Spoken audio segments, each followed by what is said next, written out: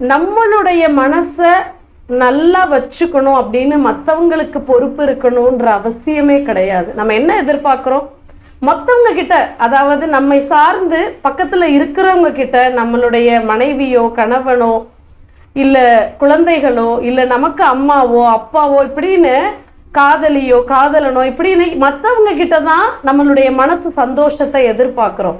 ஆனால் அவங்க எல்லாருமே பார்த்தீங்கன்னா யாராவது ஒருத்தர் தான் உங்களுக்கு காரணமாக இருப்பாங்க உங்களுடைய மன கஷ்டத்துக்கு.